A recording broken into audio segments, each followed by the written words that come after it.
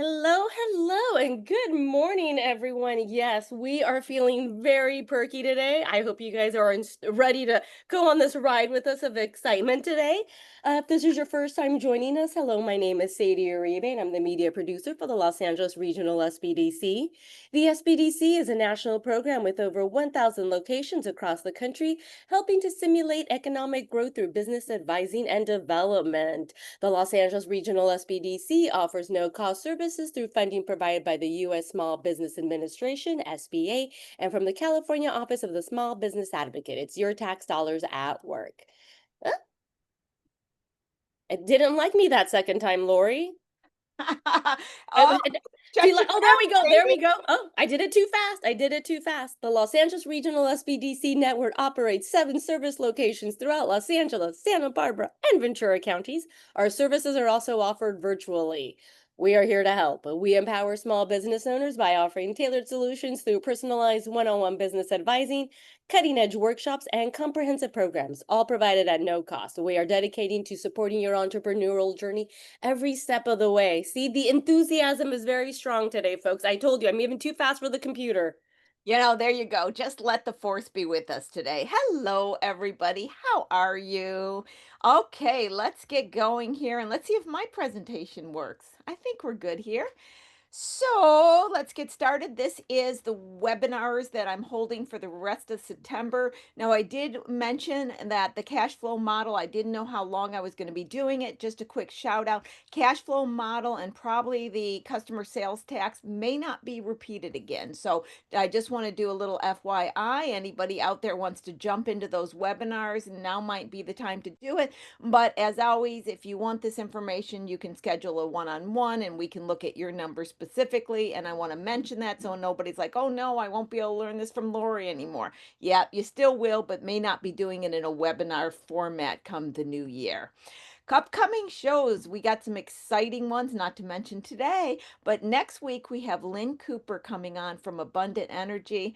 Fantastic story. Don't want to give it away, but it can go in so many directions because Lynn has a long term corporate background and then she's had her own company and now she just relocated to California, starting another company. And she's starting her company at a beautiful young age of 70, which shocked me when I read her bio because I did not even think she was close to that age. She's so young and vibrant.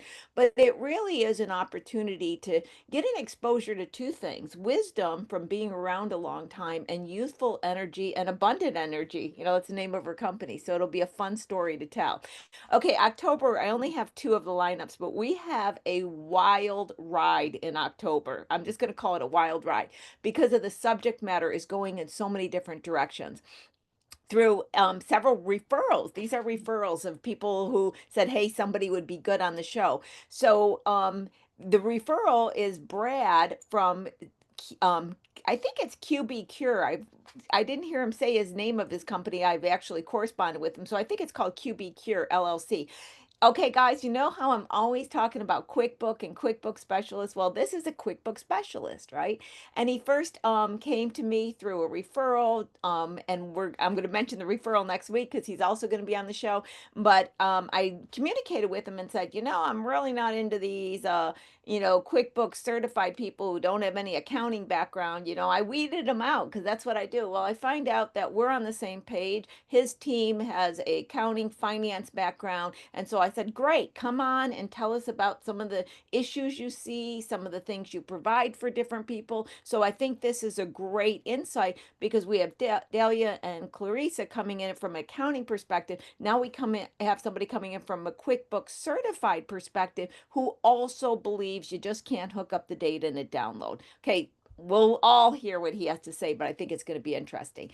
Now, Emma Green, one of our very favorites on the show, is probably out in the audience right now. I knew that she had used a business coach that she talked a lot about, that she had a great experience. So I said, Emma, who is this business coach? Let us have access to him. Let's have him on the show so we can all learn from him. So she gave me a referral to Simon, got back in touch with him, and his company's called the Wealth and Wellness Program, and he's going to come on the 8th. So we have have a couple other interesting people coming on in October. I'll tell the whole lineup coming up, but it's going to be so much fun because we have a mixture of experts coming on. We have a mixture of coaching, and we got a mixture of storytelling. It's going to be a true blast. Speaking of experts, the other thing that I know I want to make mention of this, we talked about the Ask an Expert series. We were going to launch it in October. Just because of constraints on time, budget, etc., we're not going to be launching it. Instead, I'm going to maintain the experts coming on Small Biz Talk. So just for you guys, since I've been mentioning it so much, I wanted to do some closure on that. Okay, Lori's Corner. Now, some of you don't even know who I'm talking about with Peter Drucker, probably, but some of you maybe do. Peter Drucker was an Australian American management consultant. He was an educator and author. He also is called the father of modern management. To give you kind of a date range so you know what I'm talking about, 1909 he was born and he died in 2005. I know, Nancy, a name you haven't heard in years. I love it. So you're hearing Peter Drucker. Okay, why are you hearing Peter Drucker, Nancy? Because when I was in business school, I have an undergrad in business MBA, so I'm quite business school taught, I guess you could say. And my undergrad is business administration. So of course we learned about Peter Drucker a lot of his philosophies. We got information about, all of the older time management consultants at the time through the Industrial Revolution, etc. So Peter Drucker became one of my favorite, and I still quote Peter Drucker all the time, all the time. And the sentence that I love to speak about is, if you can't measure it, you can't manage it. And of course, where am I speaking about it in relationship to? I'm speaking about it in my finance classes, and I talk a lot about it too, of course, specifically profitability. So, as I've discussed with you guys many times, I am shocked. Let me just say the word shocked when I discover how many small companies that I'm talking to on a daily basis do not know how to accurately calculate the profitability and the profit margins in their company. They either don't do it at all or they don't do it accurately. And every week I'm just amazed, and this week and last week was no different. So when I ask them about whether or not they're calculating, they say things to me like, well, I'm selling high enough because I'm selling above my competitors, or I believe that my numbers are in alignment.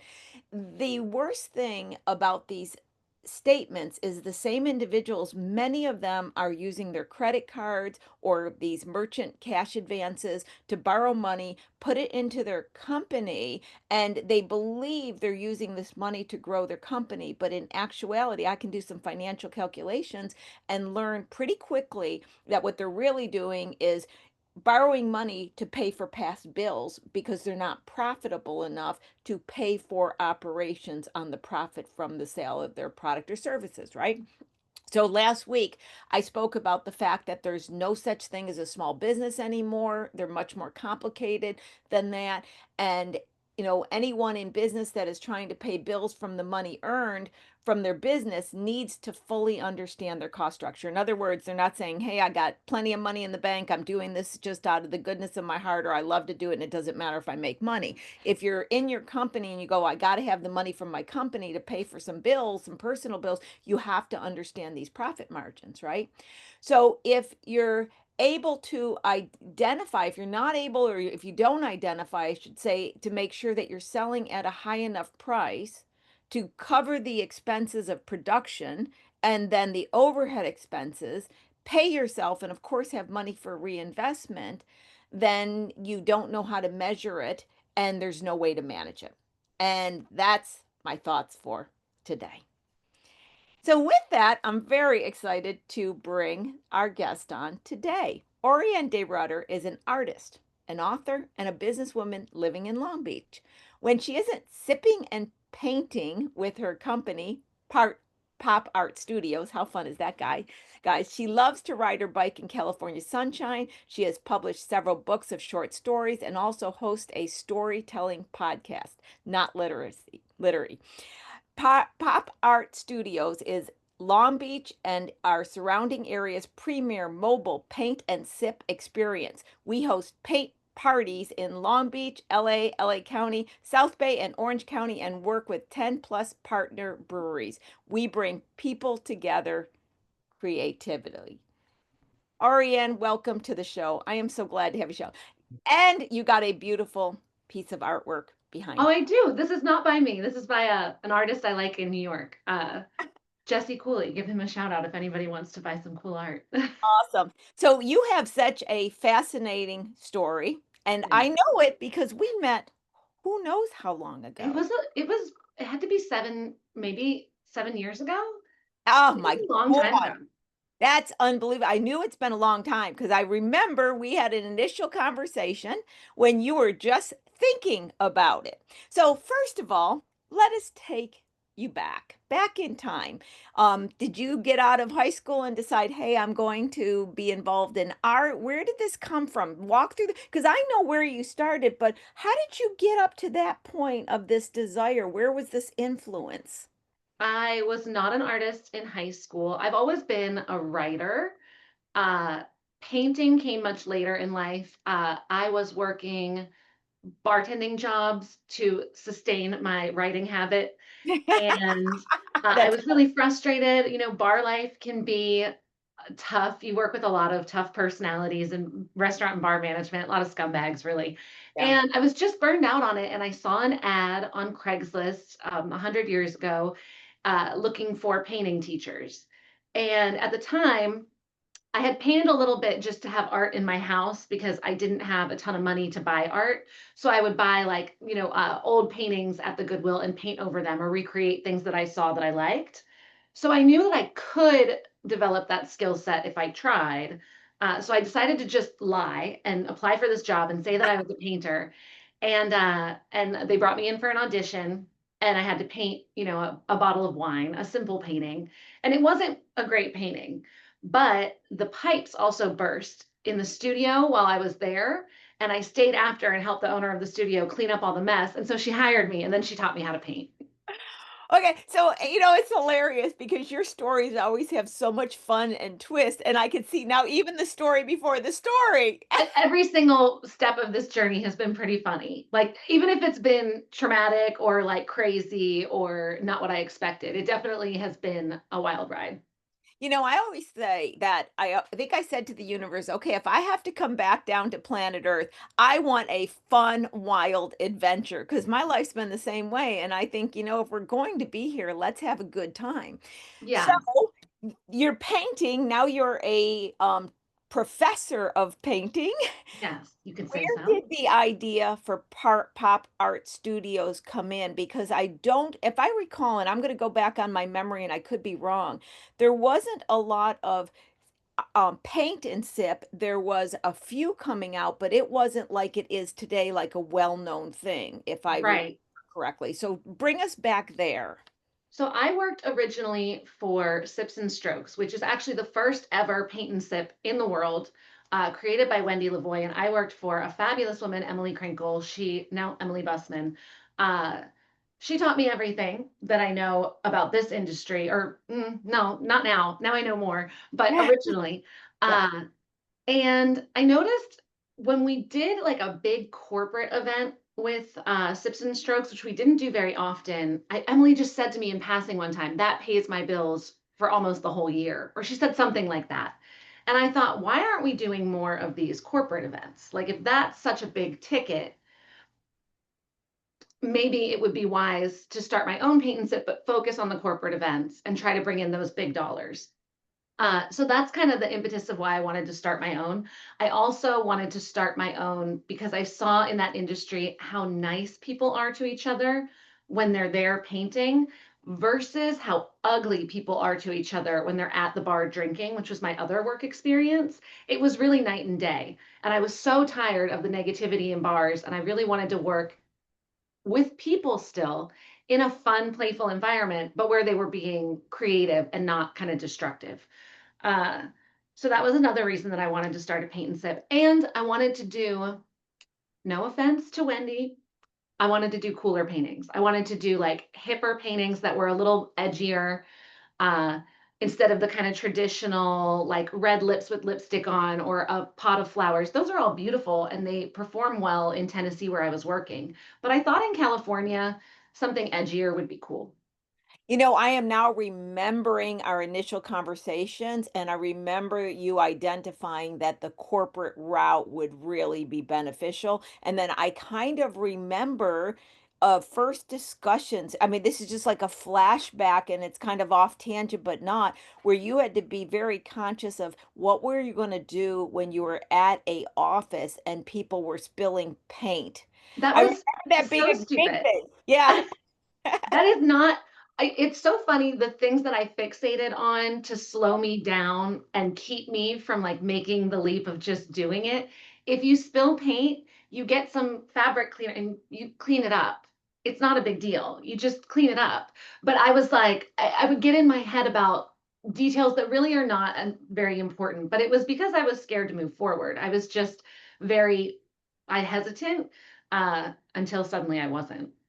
Wow, you know, it's so funny that that struck me as a memory, and now I can see there was a purpose for that. Because isn't it so true, and this is true of life, the things that we get hung up on are the least significant because we're not admitting to ourselves because it's too scary to admit what we're really afraid of. I Yeah, think which that's I what think you is said. fine. I think if you're making a big life change and something small trips you up, like be a little, give yourself some grace there, be a little gentle with yourself. That's okay. Yeah. And you know what? This brings up another topic that I definitely wanted to explore today. We're kind of going to go all over and come down the pathway and have it all come together and make sense at the end.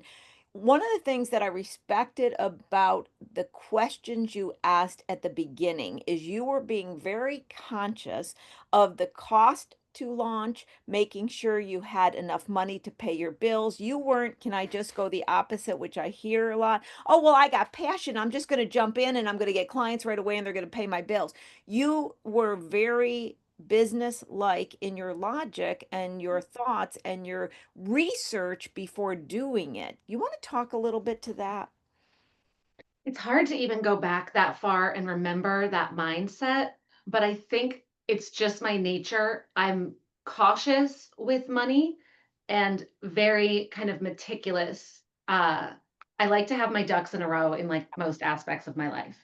Uh, I don't know how I came up with the $50,000 number, but I think I had the $50,000 number before I came to you, or maybe we came to that number together. No, 'cause that was in your head. You said, and I was, yeah. And guys, what we're saying is that you believed you needed 50,000 to start the company. And no, we did not come up with that. You already had that you And I needed 50. don't remember how I got that, but I must have sat down and looked at what the Yeah. supplies cost Yeah. and what I would be making per customer and like tried to figure out where that was going to be. So I must have done some of that legwork.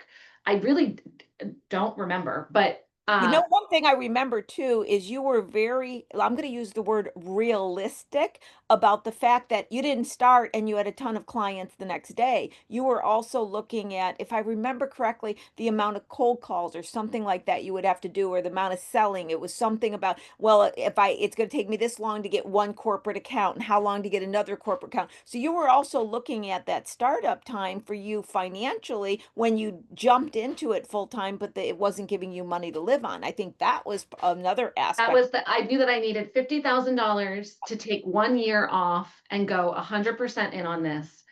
And I knew those were the three things that I knew from the beginning. And I still completely believe that I needed that amount of money. I needed 1 year and I needed to do it 100%. I couldn't bartend part-time. I Right. couldn't, I just had to be in it. Well, and the other thing I like to bring up, and I think this word is not spoken enough, and I think it's a very important one, and that is being disciplined in thought and action. And you were totally, I remember this so well. You were completely fed up with bartending. By the way, I love the story you said about the creativity and the people happy. I love that. But you were totally fed up with bartending and wanting to go in this new avenue. And so many times that causes people to jump haphazardly because they're like, I'm out of here. But you still had the mental discipline to make sure all your ducks were in a row. So talk about, I know it's been a while and I just want to get the stage because the people on the show love to hear, like, how did you finally go from I think I'm going to, I think I'm going to, I did it. Well, that's the part they always like to know about. So anything you remember from back there. The pandemic really Yeah. was it. I told myself I was going to quit the bar job, told myself I was going to quit the bar job, and then the bar jobs all quit everybody, which was the best thing that could have happened to me in the world. If anybody went through that and it was traumatic, I'm sorry. For me, it was a blessing in disguise. Uh, so I had time off. I had a year off. But I also couldn't open the company because during the pandemic, obviously, I throw events with 50 people sitting right next to each other. So we couldn't do events. So I had a year to process some of the honestly trauma from my years of bartending and work through that. And I did have the whole time I was working on still building the company website. I was still doing little things, still creating new paintings. I still had it in my head that I was going to do this when the pandemic ended.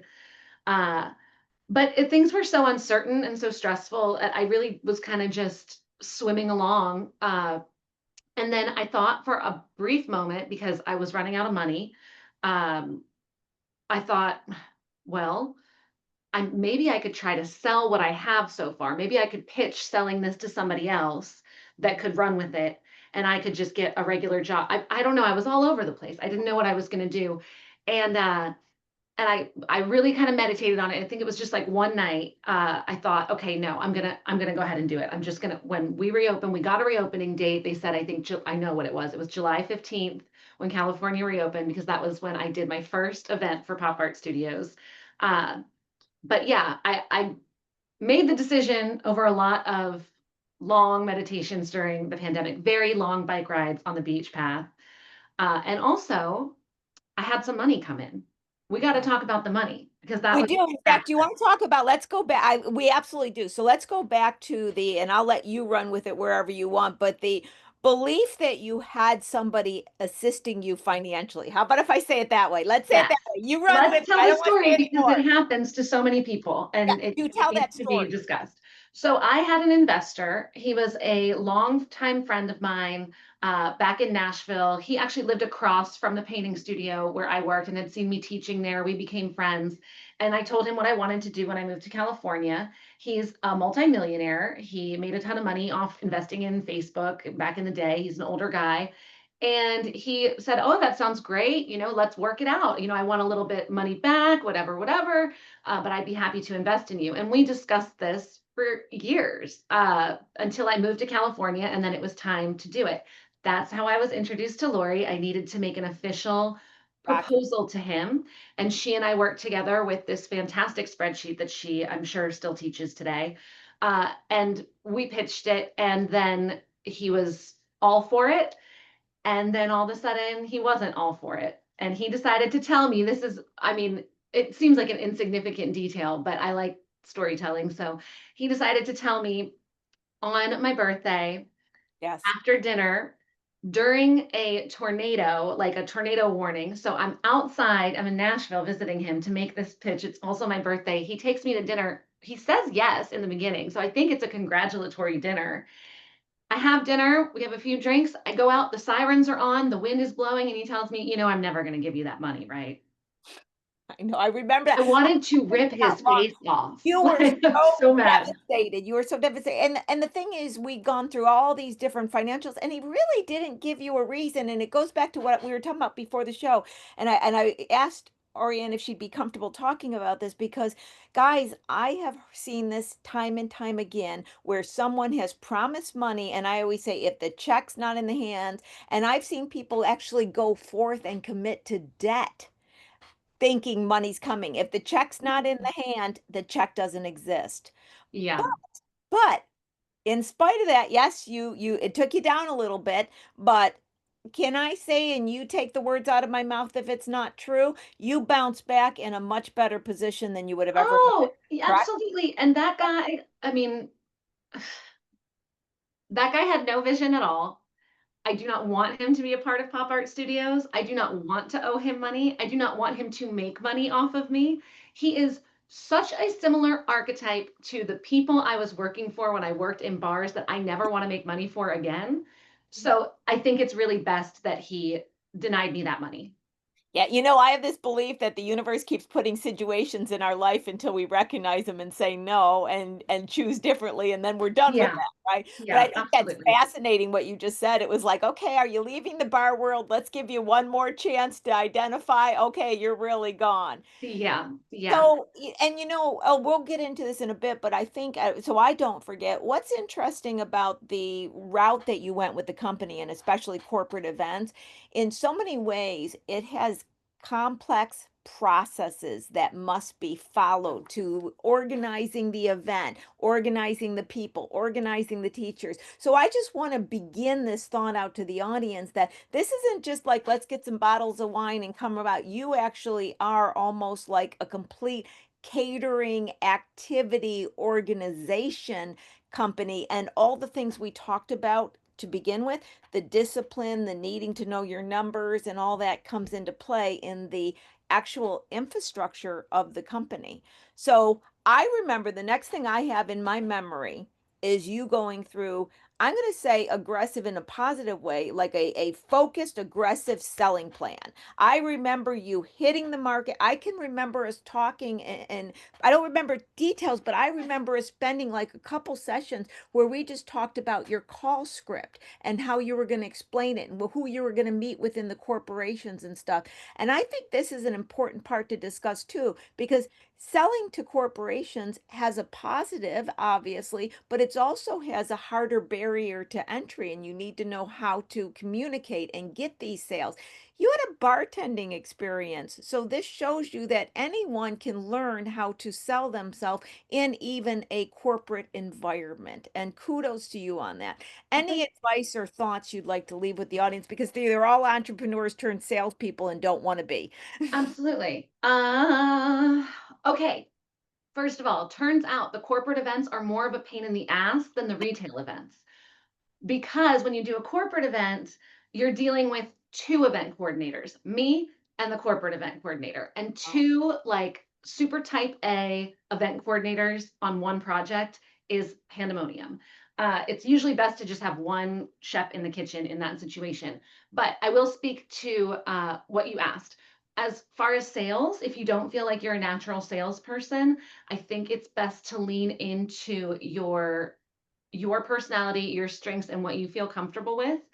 The cold calling, I did not enjoy. I don't think anybody loves cold. Well, some people do. Some salespeople are like real sales sharks and they like to cold call. I tend to do better in person. So what I started doing instead of the cold calling that really was getting me nowhere is I would make these cute little gift packs with like a picture of one of our retail events, like a flyer that we would pass out, and I'd put some candy in there, and I would go and drop them off at business places that I thought might be interested in doing like a, team building activity. That was more fun because I got to meet people face to face. Also, I had the bartending background, so I'm used to being good in person, good with people. So it's a lot better than me, I think, on the phone. Uh, so I would say do what you're naturally good at, and I think you'll find yourself selling more. Our first corporate clients were pretty good clients. We got Cedar Sinai, Northrop Grumman, Girl Scouts of America. Those were my first three, and those are some big, big companies. Huge, huge. That's why I said it's so interesting the success rate you have. And the sentence you said a minute ago, what you're comfortable with, as you were saying that, I had written down here, bring your own style into it. Too many times Mm. the entrepreneurs like read a book on sales and they got to be that way. You figured out how to make it creative and cute and have this personality, which really mimics what you're selling anyway. So it's bringing your own style in. So when you were you had to really bounce out the little, get thrown out of the nest into big corporate events. It's not like you got to do the little backyard party to get used to it. I You mean, were it was there. it was insane. The Yeah. first real insane one was our Cedar Sinai event, which was a 2-day event where they put us up in a hotel in Anaheim. And I was brand new. It was my first event doing back to back 50-person events. And of course, because life is insane, my building ripped out all the plumbing in my apartment without telling me the night before these events. Like I was away at work and I came home and my whole like I didn't have a bathroom in my I didn't have a place to stay. And I'm like, but my studio's here and I have this event and I have to drive back and forth and I so now I have to get a hotel. But then fortunately, Cedar Sinai ended up putting me up just in the hotel anyway. But it was nuts to drag all my studio stuff to the hotel and back. I mean, it was just real chaos. But I felt like after that chaotic event, which went just fine, it wasn't our best, but it was fine. After that chaotic event, I was like, well, it can't get more chaotic than that. So from then on, it started to kind of roll and be pretty natural and pretty fun. And 50 people events is huge.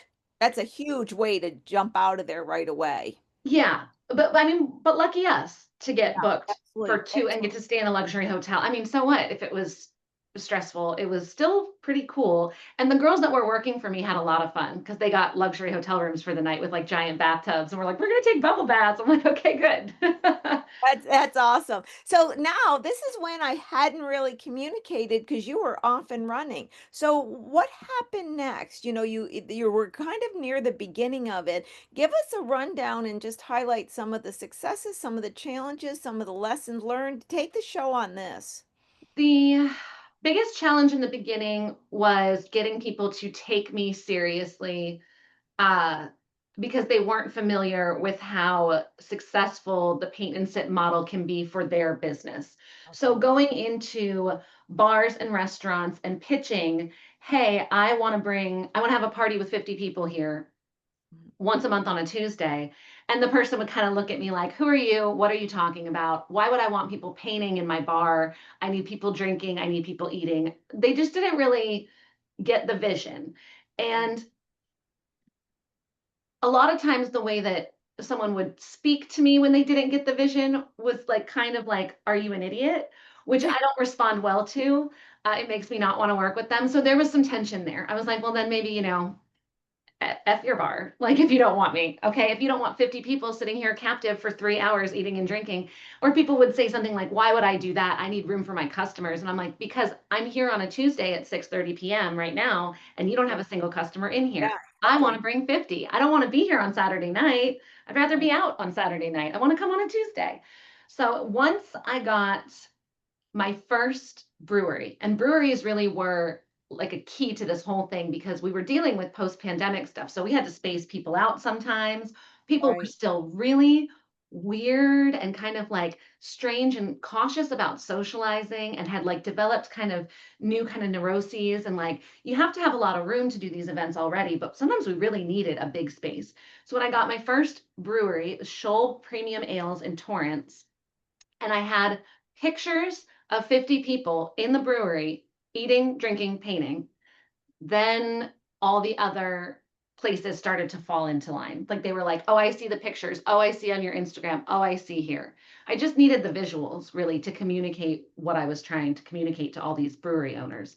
After we got Schulb, then we got Ambitious Ales, then we got all three Steelcraft locations, then we got, I mean, I could keep going, Bootleggers and Fullerton. We have 12 venues now that we work with. Wow. And do you think that also on the positive side, I get the part about people being afraid and the social distancing, but I think people wanted to have an opportunity to be out in public doing something creative that they Absolutely. feel safe about. And they felt probably they had this board in front of them, which kind of created a distance as it was. So perhaps that actually paid for you, the way that it was with COVID. And then the breweries needed people back in their location. So I timing think it might was have very fortuitous that been, the timing. yeah, The pandemic was a tragedy by all yes, means, but I think that this business model worked extremely well because it is a gentle way for people, some who are shy or maybe socially awkward or anxious, to come together. And there is that buffer. You are doing an activity. Yeah, I still think even now that people have healed, I think significantly from the anxiety of the pandemic, I still see something cool about this business model. Last night, I had a girl, Monica is her name, who came out by herself. I see people come out by themselves and make friends with the people around them yeah. every single event. And it's so nice to see people feel comfortable to go do it on their own. Absolutely, and I think that is, when we have a group together and there's an activity to engage in versus, the small talk, it just feels good. It's fun. I think adults want to be children at Oh, times. absolutely. Want to be children. We I all say want that all the time when people ask me, "Do you do kids parties?" I say, "No, I'm really good at helping adults feel like 5-year-olds, but I'm not great with 5-year-olds." to. Now, you said you had how many breweries now? You had a big number you just said. 12. That's a lot. That It's is a lot. amazing. Yeah. It's amazing. Talk about the management side of things because too often people just look at oh, we're having parties, we got these breweries. They don't realize the internal, the infrastructure, the management, the processes. I use all those Yeah. words, but talk about how you have evolved to be a business person and know how to manage all of this to make it happen. Okay. It's all about scheduling, baby. It's a lot of scheduling. My days are full. Uh, What you guys see is the party, which is the end result of quite of a bit of planning. But I have a pretty strict schedule. I give myself the first week of the month off from actual in-person events. Okay. And that is when I paint all the new paintings for the next month. That is when I get in touch with all of my venues and schedule them for the next month. That is when I do the schedule for my employees. That's when I create a couple of different calendars that I print out and are on my fridge and next to, it's a lot of scheduling. uh, I also have a pretty in place system with how I market online and how I advertise the events, what kind of paid advertising I do. All of that is on a calendar. All of that is just right in front of me. Every day I can look at the calendar and see here's who's got to be contacted today. Here's what ad I have to run today. Here's what painting I need to post. Here's this, here's this. Here's who I have to email post So what event. I want to comment on that, what's interesting is you have kind of two clients in my mind. You have to sell the brewery so they continue to have repeat business, which you've done really well. Kudos on that, because if you don't have the brewery, you don't have the location. So you have to sell to the breweries, then you have to sell to the participants to come, or the breweries wouldn't be interested. So you have to actually have two focuses on selling to make sure both of these are spinning correctly, don't you? Yes. Yeah. Yeah, it's a lot, but it is really fun. It's really creative. I enjoy creating the ads that we use to promote ticket sales. I enjoy painting the new paintings. Sometimes if I'm doing 10 new paintings in a week, the creative well runs a little bit dry and I'm like, "Oh, I'm over it." But it's really satisfying. You know what I think is also interesting is that and I want to chat about this for a second. Whatever type of marketing advertising you're using, online or not, you're still a local business. People have to be physically located to the breweries to drive. So you have to make sure that your marketing reaches a large potential audience, but is also geographically based. That's always a challenge. Can you chat about how you go about that? It's not that hard, actually. Okay. I did not find that particularly challenging because of how fantastic visual marketing is on Instagram and how easy Okay. Instagram makes it to target areas. So Gotcha. when I post an ad, I will go in, you can just highlight what cities you want the ad to go to. So I'll just do a Google search, what are all the cities closest to the venue? And then I'll write all those cities down and then type them into the algorithm and then send the ad free. And that targets people that are in those areas. So Instagram's really your main lead. Instagram is really my main. I tried to get with TikTok. I think I'm a little too old for TikTok. Uh, that I don't find it enjoyable. And if I don't find the work I'm doing enjoyable, I'm not going to do it. I always say if it's not fun, I'm not doing it. Yeah, I believe that exact same thing because I think when you're having fun doing it, you don't even notice you are, and that's where you really get the creative energy and all things start to come in line. So I completely absolutely. agree with you on that one. Have you ever had any challenges where you were concerned you weren't going to get enough participants and I'm going to ask a two-part. And did you mathematically figure out like I need X amount of people to show up to make it all work and have all All those the time. I know you do. So run with the needing to meet certain metrics And if you saw you were not meeting those metrics, what were your backup plans? I'm really talking about strategy and trying to emphasize to the audience, of course, know your numbers, know how much you have to be bringing in, and have a plan when it isn't reaching the numbers. So I'll let you run with it there. I've been very lucky to not have to I haven't had a lot of close calls financially. Only in the first year was I really biting my fingernails about money, and it dipped so low that I thought this might really tank. But after that, things steadied out financially. However, there are events that just don't sell. And I might have 2 people signed up, 4 people signed up. That's not a good look. Okay. Usually people are expecting a party Yep. on the customer side, Right, and then on right, the brewery side, they want customers. Now they're right. gonna forgive me if that happens every once in a while. I'm human, and it happens. Sometimes people, sometimes the painting doesn't take off. What can you do? Uh, or sometimes, I mean, like sometimes there's wildfire. Sometimes there's an insane traffic jam and nobody shows. It's fine. That can happen every once in a while.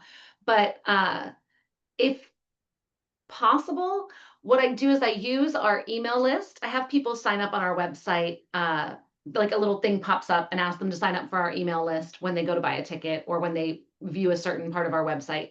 And that email list now is about, I think, like 5,000 people, somewhere in there. I send out an email blast and I'll do a ticket giveaway. So if I don't have a lot of people coming, I'll get some butts in seats. And that's also a nice way to give people who maybe are having a little bit of a tough time financially a free ticket. Yeah. And you know what I love about this business model is that, you could say that you're selling a tangible service and they're creating a painting and it's a physical location. All these things are true. Yet, your overhead is very flexible. You don't have an office you're renting. You're not having to pay this rent. You're working with different breweries. And if something happened where suddenly maybe this brewery shut down, you find another place to hold it. There's plenty of locations to host a paint party. Yeah. Exactly, and you could even go outside the brewery. I mean, this is what I'm trying to express to the different people I speak with in the audience that today's business models, the more you can be creative and flexible, the more you can have power over your future and your finances. But why I'm really harping on this right now is then people think that that is only okay, well, Lori, you're a consultant, you sell words, you can do that. You are a beautiful example of something that's geographically in a specific location, involves real estate at that time, involves customers coming to a location, everything that emulates a brick and mortar type company, but you're not. So it Well, that really, was thanks to you. That had a lot to do with my interaction with you. You were the person, you said to me, you probably don't remember this, maybe you do. You said to me, I was so devastated when I wasn't going to get that money. And the original plan was to do a brick and mortar right? location. And you said, well, what is your biggest weakness? And I was like, that I don't have a location. And you said, why don't you try making your greatest weakness your greatest strength? What if you were a mobile company? And you said, yeah, I don't have a location. And that was just like, ding, no paying rent, no need for some investor that's going to let me down. Like that took that number out of the equation. And I thought, well, maybe I really could do this without the $50,000. Yeah. Yeah, and what in just catching up with you, and I'm just going to make this statement, looking at the amount of sales you're doing now, I was amazed, just friggin' amazed. Guys, this isn't a tiny little mom and shop cop Thank kind you. of not. He has Thank you. I mean, and this is why, and one of the reasons I really wanted you to have on the show too, because it's another beautiful example. If you think outside the box, you think outside the painting, you get creative, what you can do. You've got, I mean, if you, and I'm just being real, I'm not trying to like build up your ego. I'm being fact-based. You've got repeat business. You've got customers that are following you that you will come to your brewery and repeat. Yes, You've and they're got awesome. breweries. You're not searching for breweries all the time anymore. You've got a name out there. You're charging a good price that is workable for the customers, workable for the breweries, and helping you to be profit. You've employed, how many employees do you have now? 3, Great. well, 3 that are consistent, and then we have a couple of girls who fill in Yeah. I when mean, we look want at some extra this. money. Yeah, you've got a company that's got employees, that's got substantial revenue, that has a, repeat business, all without securing into any real estate, any long-term debt, none of that. And it can be done. So this is an example of how it can be done. You must be very proud at this point. I love the company. Yes, I'm very proud of it. I love our customers. I love the artwork that has come out of it. I like the relationships with all of the breweries as well. Like I feel very emotionally tied to it, as well as financially. And like obviously it's my career, but like, yeah, I love Pop Art Studios has been awesome. Yeah, and before we go down another road, if you were to just kind of summarize, and I think one thing I'd like to say too is I think it's important for us to also, and this is my opinion, so you comment on it, to look in our lives and see how much our pathways have allowed us to grow as a person, experience new things, have fun, have adventure, learn new stuff. I think if we get so caught up, which I don't, in what the business does and the sales and if it's profitable and everything, when I think we really need to bring it back, especially in the small business community we're talking to, like, wow, what it did for me as a person, what I Oh, learned. absolutely. Yeah, Yeah, the amount of growth, uh, I would say I feel more comfortable relying on myself now. Uh, I think it's a really common belief that someone else should be your boss, that being in charge of a company is like something that someone else does and that you just work for someone. Uh, but when I look back at the bosses I worked for previously, I kind of had an epiphany when I started this. I don't think that they're that much smarter than me or more capable than I am, but I didn't know that. I thought, well, I don't think they are. Maybe I should just try this on my own. And now I know, no, they were not smarter than me or more capable than I am. I'm just as capable. And I feel very secure in that. I feel running this company has really, I feel like I can stand on my own 2 feet no matter what kind of gets thrown my way. yeah. Okay, there's so many things I want to comment on that. I had that same belief when I was in my 20s. I thought, myself, you know what? I believe in my intelligence, I believe in my ability, but I lacked the confidence terribly, Mm, right? And so it took me a long time to get to that transcendence where I was like, I'm confident in myself. And I have to say that having this beautiful conversation with you and it being so long, I see such a different person in front of me. The absolutely. confidence, the amount of security within yourself, the amount of believing in your own capabilities. So, guys, when I say on this show all the time, I know, not the quart of milk, Chris. What's the other thing I say all the time? I say, take your power back. This is what I'm talking about. This is Thanks. That's exactly what nice. I'm talking about. This is taking your power back, believing in yourself, but having an intelligent, realistic plan at the same time. I think it's the combination.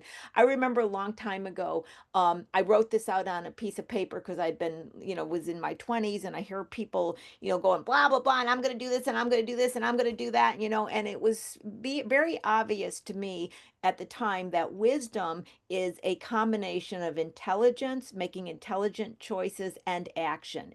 I had people that were real intelligent, would talk about what they're going to do, but not do anything. People that just took action without having an intelligent plan. And I realized that success or wisdom or whatever you want to call it is that mixture. Now, the other thing I love talking about, which is where we're going to go next, is not becoming so convinced that you have to stay where you are, independent of whether or not it's successful. And when I say where you are, I am being very generic.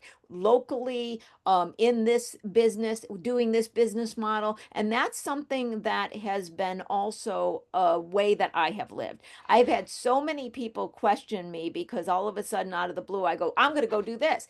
And they don't understand because they're like, "Well, you're not unhappy with what you're doing." And I'm like, "No, no, it's just that, and I would always use this expression that nobody understands but myself. It's on my own little head. I say, when a caveman runs out of berries, they don't plant berries, they go find more.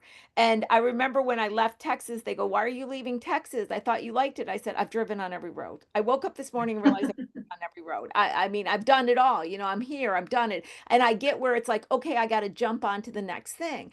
And it's really easier to leave something that's not working, but it's harder to leave something that is working because we get that fear. But at the same time, I think going new pathways because we just desire to is the beauty of life.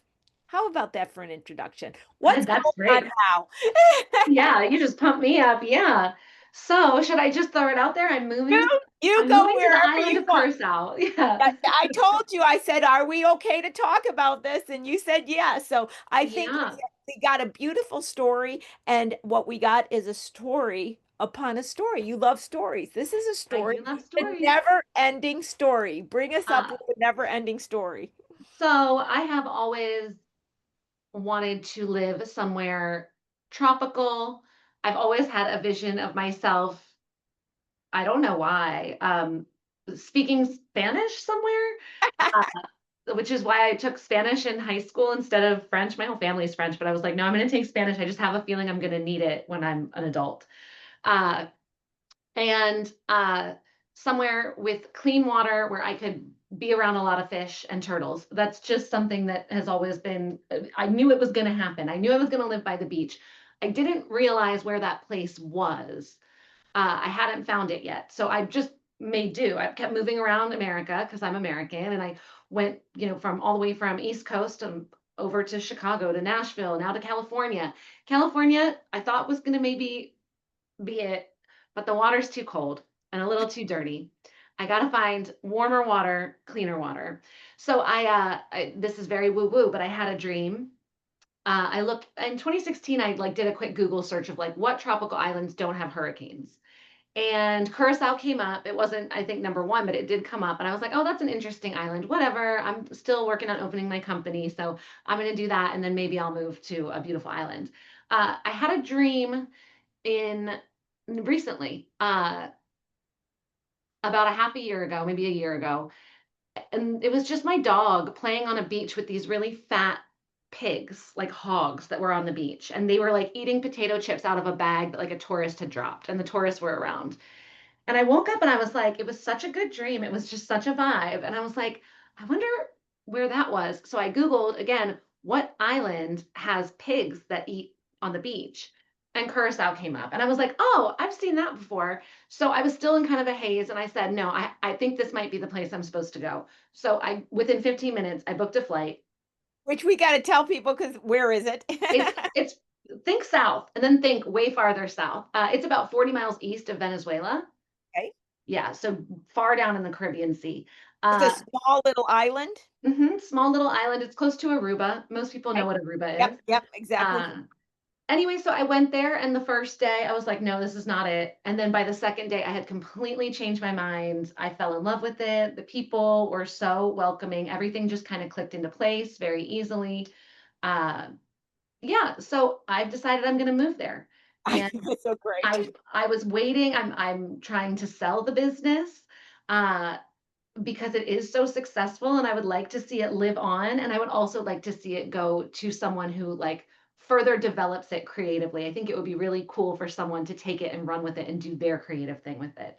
See, Uh, and this is how we came into conversation again, reaching out to me to talk about selling the company. And this allowed me to get an update on how successful the company had become. And then a complete conversation about how to go about selling the company. And you've already taken steps to that as far as having, let me just say, marketing literature, just to have a term to use. And I think Sadie's got some information. I think I heard you two talking where if anybody wants to look into buying the company, where to go. So tell us about what you had to do. Let's talk about emotionally deciding as well as putting together proper documents and words and advertisements, if I can just say it that way, to kind of let you go wherever you want to go to sell the company. I'm still learning as I go, which is how everything works, from the beginning of this business and now toward the end. But yeah, I just sat down and made a list of all of the actual physical supplies, all of the benefits, of purchasing a company instead of starting your own, I kind of sat down and identified some of my pain points in the beginning. What was really a lot of literal legwork, like walking around and passing out flyers to all the companies in Long Beach. You don't have to do that. You can come in and this can be much easier for you. And all of the, like just the kind of insecurities, learning how to figure out setting up the website and a payment system and what the best marketing practices are, the best scripts to use for cold calling, the best scripts to use for internet posts. I put all that down and just said, okay, let me word this. I'm a writer, so I'm good at writing. Let me Right. word this and then just throw it out there to all of our followers, all of our email people. And I announce it at our events too that the company is for sale if anyone's interested, because they can see it in action and see if it's something they'd be good at. Uh, and now I'm just fielding calls. I've had 3 meetings so far, calls with people who are interested and, kind of done my pitch and let them think about it. It is a big decision to make. Uh, and then I also just listed the company on Biz by Sell. So I've got outside interest that's not just coming from our followers and our people. So maybe with a little bit of luck, the right person will come to me or I'll find the right person. I would love that. But I also can't let the business stop me from going and living my dream life on the tropical island I've been looking for my entire life. So I set Absolutely. a move date. It sounds like a joke. I'm moving April 1st, but it's not a joke. It's not a real estate joke. Although that's a good contingency plan. If I chicken out, I can always be like, April Fools. There you go. April Fool's You know, also a right? thing. I got you guys. And what I Mhm. love about it too is you were completely transparent with your employees and everybody Of knows. course. That was a beautiful way to go. So many times I see people not telling any of their employees and then trying to work around it. I I don't know what the reasoning for that would be. I see it all the time though. I guess some people like to play things close to their chest. I'm a very open book at all times with everything. And I really like my employees. I want them to know what's going on each step of the way. They want to stay on if we find a new owner. Uh, but I mean, it's like you said, I can't guarantee that they want to stay on. I don't know who the new owner is. Oh, and the other thing I think, and I don't think this way, so I don't understand the thought process, but I see it so much. People get where they feel as though they have this ultimate responsibility to make sure their employees have a job the rest of their life, and then they have to get the right person to buy it to make sure their employees. I'm like, you don't owe them and you don't own them. Yeah. Both things. Yeah. And people, It's lower stakes than that. Like at the end of the day, I know it is a successful business and that's important, but we are painting pictures. So let's not take this so seriously. Uh it's supposed to be light and fun, and the women that work with me, they're aware of the moves that are being made, and they can always go to a competitor too if they want another paint and sip job. They're experienced and they're all wonderful. yeah, and or start their own just like you did. So Hell yeah. it's going to be my summary, and this is what we discussed and we learned today. And let's see if I can. I was making little notes, so let's see if I can get this right because I'm really hoping I can nail this. So, guys, this is what we heard today. We heard someone who said, I want to change in my life. I'm not happy with what I'm doing. Came up with an idea, got promised was going to get funded and didn't, decided to self fund, then bootstrapped, grew the company, expanded the company, got the company to a wonderful size with all the aspects I talked about, repeat clients, repeat breweries, etc. Then had a dream that life's not done, I want to go experience, and now is looking for an exit strategy and a possibility to sell the company. Now, everybody sits there and wants to watch these Hollywood things about this company did this and they grew to a million and they did this. Chances are they only have $2 left after all the investment bankers took the money out, guys. I've been there. I know that. This is a beautiful story that involves all those little sexy words you like hearing about on social media, and it's true and it's real. And thank you for bringing us this story. Any No, thank final you. thoughts you'd want to share with everybody? I would just like to pump up the program that brought me to you. Honestly, if it weren't for that, I do not think that I would have gotten this far. I really just appreciated the calls with you, keeping me accountable. I feel like if you are making these little steps every day toward whatever business you want to start, eventually you make so many steps and so many people find out about it that it's too embarrassing to quit. You would look like a real quitter if everybody saw that. And once you get to that step, it's on. You're going to do it. So yeah, make those little steps and get with Lori. That's awesome. And I have spent a lot of time visiting small little remote islands. I always love the Caribbean, etc. And so I've just got this picture of you being set up on the island down the road. And so you're going to have to send me pictures, and I'm sure your Instagram will go with pictures. And who knows what business you may bring to that location? Who My brain was exploding when I was there with what I wanted to do. It was just such a like my creative energy sometimes can dwindle here because I'm painting so much and it is a really creative process, this whole job. And when I was there, it was like fireworks of creativity. I just had so many ideas. Uh, yeah, I'm so excited about it. It's awesome. Well, thank you so much for coming on the show and just taking us through that fascinating journey, which actually brings a beginning to the next story. So you'll have to come back on and tell us Yeah. how it goes from here. April 1st, sometime after April 1st, guys, we'll And hold I'll be it. drinking out of a coconut then, and I'll have a fat pig eating potato chips behind me with my dog. They're all going to be going, oh my God, I'm so jealous. Well, Sadie, I'm going to bring you back. What do you think of that story? I knew it was going to be fascinating. I mean, like I think we could have like another hour of this because like when she started throwing in like the hurricane siren warnings, I was Girl, like, she's a writer. I'm like, she definitely is a writer. Well, that's probably what we're going to do is we're going to start to see your books on the bookshelves all over the place. And, author from a remote island, we're going to find that out. Well, guys, thank you for being here for Small Biz Talk. Thank you to the frequent flyers that are here every single week. Thank you. If you're new, you never know what kind of story you're going to hear on Small Biz Talk. Now, Sadie's going to stay behind. There's been a lot of contact information that's been put in the chat. Make sure you can grab it. And look at all the comments you're getting into the chat, Orion. It's all it's over the amazing. place. I Yes, wasn't looking it's at comments amazing. before. I was too Yep, nervous. yep. Take a peek. Oh, I thank you you got a all lot so of you got a much. lot of support in there. Like I said, I always kind of glance at it, but you've got a lot of support and a lot of love on what you're trying to do and where you're going and what you've done so far. We have a great community here. We definitely do. Okay, so time for me to check out. Thank you again for being a guest on the show, and thank you everybody watching Small Biz Talk with your host Lori Williams. I'll see you next week. Bye, everybody. Bye. Bye. Alrighty, guys. So if you are a frequent flyer, you know the drill. I'm gonna hang out afterwards and just make sure you have access to everything. Zoom, of course, is a little tricky, so just go ahead and click, click, click on those hyperlinks. You might even have to do a double click and just let them launch in your browser so you can use them after I close out the Zoom chat windows.